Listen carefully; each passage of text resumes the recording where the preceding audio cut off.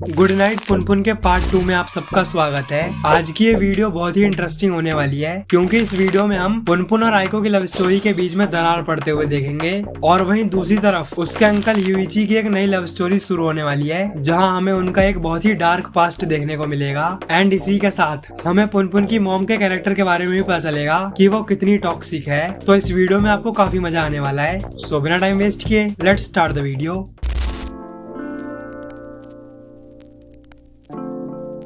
तो last video में जिस आदमी ने कन्फेस किया था कि उसने अपनी फैमिली को मार दिया है तो अब उसने खुद सरेंडर कर दिया है और अब उसे जेल हो चुकी है। एंड वही हमने देखा था कि अब पुनपुन और आइको की दोस्ती हो चुकी है, वो दोनों डेली हैंग आउट करने लगे हैं। तो ऐसे ही एक दिन आइको पुनपुन से बोलती है कि मुझे कागोशिमा सिटी जाना है, वहाँ मेरे अंकल रहते हैं, तो क्या तुम मेरे साथ चलोगे। एंड क्योंकि पुनपुन तो अभी प्यार में डूबा हुआ है तो वो हाँ बोल देता है, जिसपे आइको बोलती है कि अगर तुमने अपना प्रॉमिस तोड़ा तो मैं तुम्हें जान से मार दूंगी। एंड वो उसे शाम 6 बजे टाउन हॉल के पास आने के लिए बोलती है। लेकिन यहाँ पुनपुन जैसे ही वहाँ के लिए निकल ही रहा होता है कि तभी उसके अंकल यूइची को हॉस्पिटल से कॉल आता है। तो लास्ट वीडियो में हमने देखा था कि पुनपुन के फादर ने उसकी मॉम को काफी पीट दिया था, जिसकी वजह से अभी वो हॉस्पिटल में है और उसके फादर जेल में। तो ये कॉल उसी हॉस्पिटल से आया है। वो बताते हैं कि मिसेस पुनियामा सीढ़ियों से फिसलकर गिर गई हैं, उन्हें काफी चोट लग गई है। और फिर क्या, पुनपुन सीधे अपने अंकल के साथ हॉस्पिटल के लिए निकल जाता है। लेकिन वहीं दूसरी तरफ हम देखते हैं कि आइको अभी भी उसका इंतजार कर रही है, बट पुनपुन तो अब हॉस्पिटल निकल गया है। वहाँ जाके उन्हें पता चलता है कि उसकी मॉम जानबूझ के सीढ़ियों से गिरी थी ताकि वो कुछ और दिन यही हॉस्पिटल में रह सके। अब ऐसा इसीलिए क्योंकि उसे पुनपुन की जरा सी भी चिंता नहीं है। वो पुनपुन का ख्याल रखते रखते काफी पक गई है और उसे घर के काम करना भी पसंद नहीं है, तो इसीलिए वो यही रहना चाहती है। तो ये सब देखने के बाद पुनपुन और भी ज्यादा उदास हो जाता है क्योंकि उसकी मॉम ही उसके साथ ऐसा व्यवहार कर रही है। वो यूइची के साथ घर वापस जाता है और कुछ दिनों के बाद उसकी मॉम भी डिस्चार्ज हो जाती है। लेकिन यहाँ पुनपुन अभी भी आइको के बारे में ही सोच रहा है कि क्या आइको उस दिन अपने घर चली गई थी या फिर वो अकेले ही कागोशिमा चली गई, कहीं वो रो तो नहीं रही होगी। तो यही सब सोच के वो काफी उदास रहने लगता है। एंड जब वो अगले दिन स्कूल जाता है तो आइको उससे बात ही नहीं करती है, वो चुपचाप उसे इग्नोर करके चली जाती है। और पुनपुन ये सब देख के रोने लगता है क्योंकि उसका पहला प्यार उसे छोड़ के चली गई। अब वो बिल्कुल अकेला महसूस करने लगा है। और अब ऐसे ही 2 साल बीत जाते हैं। इन 2 सालों में पुनपुन ने एक भी बार आइको से बात नहीं करी है। उसने अपने दोस्त कोमात्सु और यागुची के साथ बैडमिंटन क्लब ज्वाइन कर लिया है। अब भले ही वो खेलने में उन दोनों जितना अच्छा ना हो, लेकिन इससे उसका मन आइको से हटा रहता है। लेकिन तभी वो देखता है कि वहाँ आइको आ जाती है। वो उसे देख के स्माइल करने लगती है और ये देख के पुनपुन कंफ्यूज हो जाता है। बट तभी हमें पता चलता है कि वो पुनपुन को देख के नहीं बल्कि उसके दोस्त यागुची को देख के स्माइल कर रही थी, क्योंकि अब वो दोनों रिलेशन में आ चुके हैं। ये देख के पुनपुन का दिल और भी ज्यादा टूट जाता है। अब वो और भी ज्यादा अकेले रहने लगता है। वो क्लास बंक करना शुरू कर देता है। तो ऐसे ही एक दिन उससे यागुची मिलता है। वो उससे बोलता है, तुम यहाँ क्या कर रहे हो, तुमने आज भी क्लास स्किप कर दी, लेकिन चलो कोई बात नहीं, क्या तुम घर जा रहे हो, चलो मैं भी साथ में चलता हूँ। एंड वो दोनों जाने लगते हैं। यागुची अपने ड्रीम के बारे में बताने लगता है कि उसे किसी भी हालत में ये बैडमिंटन टूर्नामेंट जीतना होगा, वरना उसका करियर बर्बाद हो जाएगा।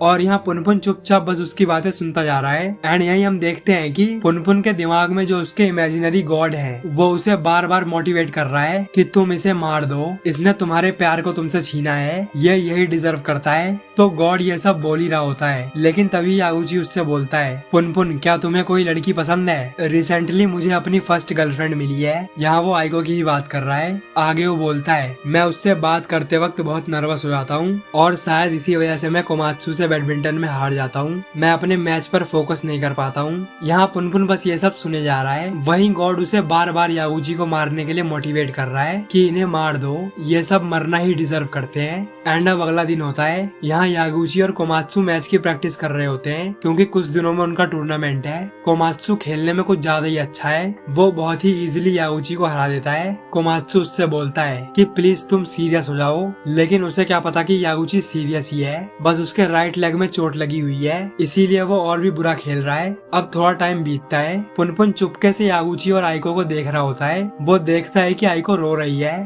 तभी वो उसकी तरफ ही आने लगती है, जो देख के पुनपुन घबराने लगता है। बट आइको उसे इग्नोर करके चली जाती है। एंड फिर उसके पास यागुची आता है। वो उससे बोलता है कि कल जो मैंने तुम्हें अपनी गर्लफ्रेंड के बारे में बताया था तो उसका नाम आइको है। तो आज जैसे जैसे ही मैंने उसे तुम्हारे बारे में बताया तभी पता नहीं क्यों वो रोने लगी। क्या तुम दोनों के बीच कुछ हुआ था? शायद वो तुम्ही से प्यार करती है।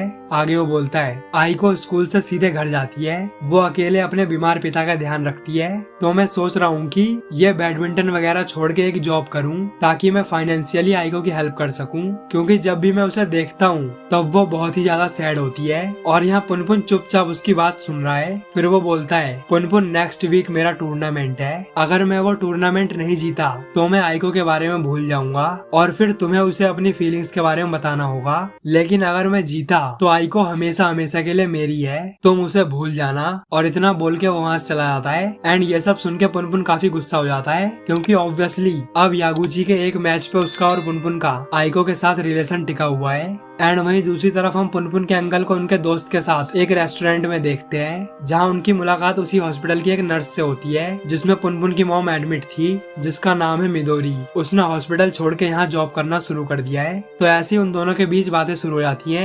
एंड यहाँ मिदोरी यूइची को डिनर के लिए पूछ लेती है, जिसपे वो मान जाता है। लेकिन जब वो लोग डिनर के लिए जाते हैं तब वहाँ यूइची बार बार उस पर शक करने लगता है। उसे कुछ तो बहुत ही अजीब लगने लगता है, मानो कि उसके साथ पास्ट में कुछ हुआ हो। वो जानबूझ के ऐसा बिहेव करने लगता है कि ताकि मिदोरी उससे हेट करने लगे और उनका ये रिलेशन आगे ना बढ़े। एंड इसी चीज से परेशान होकर मिदोरी उससे पूछने लगती है कि आखिर तुम ऐसा क्यों बिहेव कर रहे हो, तुम्हारे साथ क्या हुआ है। एंड फिर फाइनली यूइची उसे बताना शुरू करता है। तो हुआ कुछ ऐसा था कि 5 साल पहले यूइची अपनी गर्लफ्रेंड के साथ रहता था। उस टाइम वो लड़कियों में काफी पॉपुलर था और तब वो ट्यूशन भी पढ़ाता था। तो एक लेडी जो यूइची के लिए पागल थी वो अपनी बेटी का ट्यूशन उसके पास लगवा देती है ताकि उस लेडी को यूइची से बात करने का मौका मिल सके।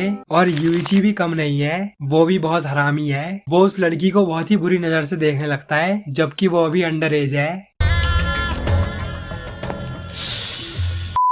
आगे हमें पता चलता है कि वो लड़की बहुत ही ज्यादा बुली होती है, स्कूल के साथ साथ घर पे भी। उसकी क्लास के एक लड़के ने उसके साथ जबरदस्ती करके उसे प्रेग्नेंट कर दिया था, जिसकी वजह से इतनी कम एज में ही उसे अबॉर्शन करवाना पड़ा था। और इसी वजह से जब वो घर पे होती है तो उसकी मॉम उसे हमेशा बांध के रखती है। वो बोलती है मैं अपनी मॉम से बचकर यहाँ आई हूँ, अब पता नहीं मेरे साथ घर पे क्या होगा, प्लीज मेरी हेल्प करो।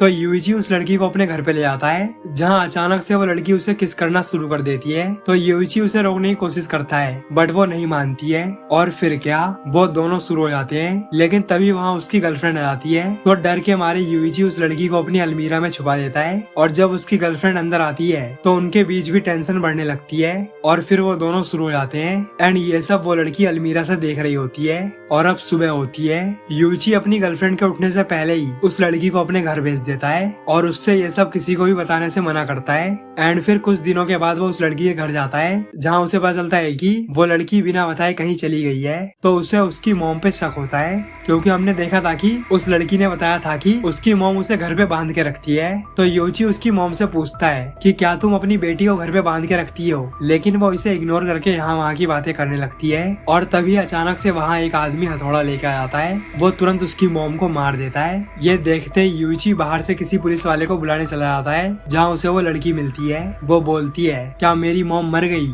और ये सुनते ही यूइची समझ जाता है। वो उससे बोलता है क्या ये सब तुमने करवाया है? तो वो बोलती है हाँ, उस आदमी ने कहा था कि वो मेरे लिए कुछ भी करेगा, तो मैंने उसे अपनी मॉम को मारने के लिए बोल दिया। और ये सब बोलते हुए वो बहुत ही क्रीपी तरीके से स्माइल कर रही होती है और वो वहाँ से चली जाती है। तो ये था यूइची का डार्क पास्ट। पहले उसने उस लड़की के साथ ये सब किया, फिर उसने अपनी मॉम की हरकतों की वजह से अपनी मॉम को ही मरवा दिया। ये मांगा बहुत ही ज्यादा डार्क है। यहाँ छोटे छोटे बच्चों के साथ ये सब हो रहा है। यहाँ सब लोग खराब है। तो यूइची यही सब मिदोरी को बताता है। वो उससे पूछता है क्या ये सब सुन के तुम्हें मुझसे डिस्गस्टिंग फील होता है? तो वो बोलती है हाँ। फिर यूइची बोलता है मुझे लोगों से नफरत है, मुझे खुद से नफरत है। तो मिदोरी बोलती है इससे मुझे कोई भी फर्क नहीं पड़ता है कि तुमने पास्ट में क्या किया है, मैं तुम्हें पसंद करती हूँ, फिर चाहे तुमने कुछ भी किया हो। तो अब ऐसे ही उनकी बात आगे बढ़ने लगती है। वो दोनों साथ रहना शुरू कर देते हैं। एंड अब फाइनली टूर्नामेंट का दिन आ गया है, जो डिसाइड करेगा कि आइको को कौन लेगा, यागुची या फिर पुनपुन। तो मैच शुरू होता है, जहाँ यागुची का अपोनेंट है कोमात्सु,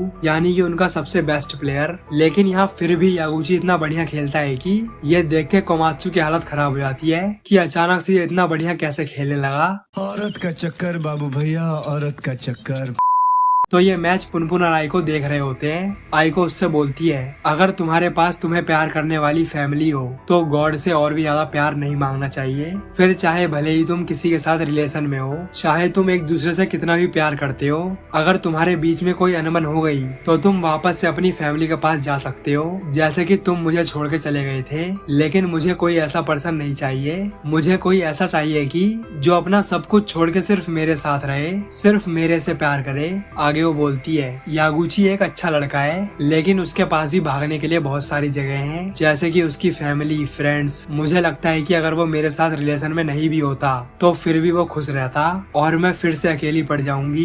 तो बेसिकली यहाँ आई को अपना दुख सुना रही है कि उसके पास कोई भी नहीं है, उसे कोई ऐसा चाहिए जो सिर्फ उसी से प्यार करे। आगे वो बोलती है पुनपुन क्या तुम मेरे लिए अपनी फैमिली और फ्रेंड्स को छोड़ सकते हो? मुझे पता है तुम ऐसा कभी भी नहीं कर पाओगे क्योंकि तुम एक कावर्ड हो। मुझे प्यार करने वाले ज्यादा लोग नहीं चाहिए, मुझे सिर्फ एक ऐसा पर्सन चाहिए जो हमेशा मेरे साथ रहे, कभी भी मुझे छोड़ के ना जाए। तो उसकी ये सारी बातें पुनपुन चुपचाप सुन रहा होता है और तभी हम देखते हैं कि यागुची के जिस पैर में चोट लगी थी वो बहुत तेज दर्द करने लगता है और वो नीचे गिर जाता है, जिसकी वजह से वो ये मैच हार जाता है। तो पुनपुन और उसके बाकी दोस्त तुरंत उसे देखने जाते हैं। यागुची पुनपुन से बोलता है पुनपुन मैं हार गया, तो इसका मतलब समझे कि अब यागुची आइको को छोड़ देगा। फिर वो लोग यागुची को हॉस्पिटल ले आते हैं और पुनपुन भी वहाँ से जाने लगता है। And for some reason Punpun उसके हारने से खुश नहीं था। उसे ऐसा लग रहा था कि उसने यागुची की कोई प्रीसियस चीज उससे छीन ली है। वो अपने दोस्त को धोखा नहीं देना चाहता है। फिर आइको उससे पूछती है